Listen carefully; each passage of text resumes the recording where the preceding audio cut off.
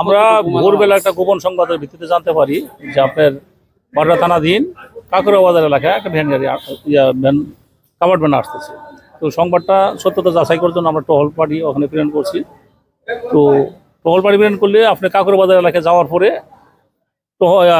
Covered ভ্যানের চালক সে দৌড়ে পালানোর চেষ্টা করে, ওরা আমার টহল পার্টি তাকে আটক করে ধৃত করে তাকে জিজ্ঞাসাবাদ করলে সে জানায় যে মধ্যনগর থানা এলাকা হইতে সে ট্রলার যুগে ইন্ডিয়ান কিছু মালামাল কাভার্ড ভ্যানে এটা ভর্তি করে সে নেত্রকোনা যাইতেছিল। তো নেত্রকোনা যাওয়ার পথে আমাদের থানা এলাকায় তাকে ধৃত করা হয়েছে জনগণের সহযোগিতা। তখন এখানে বিশৃঙ্খলা হইতে পারে, সেই জন্য আমরা কাভার্ড ভ্যান সহ ওই ধৃত আসামিকে থানায় নিয়ে আসছি। মালামাল গণনা চলতেছে, গণনা শেষে এটা আপনার জব্দ তালিকা মোতাবেক আসামি আইন মামলা নিয়ে আমরা কোর্টে প্রেরণ করবো। আটককৃতদের দুইজন তো আটককৃত হয়েছে। হ্যাঁ, ড্রাইভার এবং হেল্পার আটক আছে। আর এমনিতে মালামাল কারো তথ্য পাওয়া গেছে? উনি বলছে যে আলামিন নামে এক ভদ্রলোকের নাকি এটা মাল, আর রিপন নামে এক ভদ্রলোক আছে, উনি নাকি এটা কাভার্ড ভ্যানের চালক মালিক।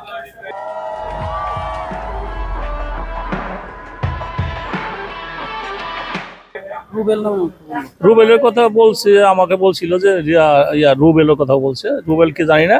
উনি বলছে যে মালিক হইলে উনি রিপন, কাভার্ড ভ্যানের মালিক রিপন, আর মালের মালিক বলছে আলামিন। রুবেল বলছে যে রুবেলকে আমি এত চিনি না, উনি বলছে যে রুবেলও ছিল। রুবেল বলছে, তো উনি তাকে জিজ্ঞাসা করছি কোথায় থেকে কোথায় যাবে, উনি বলছে যে আমরা মূলত মালগুলো নিয়ে আসলাম মধ্যনগর থেকে। তাদেরকে বলা নির্দেশনা দেওয়া হয়েছে যে আপনারা নেত্রকোনা সদরে নিয়ে আসেন। সদরে নিয়ে আসার পরে আমরা আপনাকে কোথায় নিয়ে যাবেন আমরা তাকে গাইডলাইন করবো।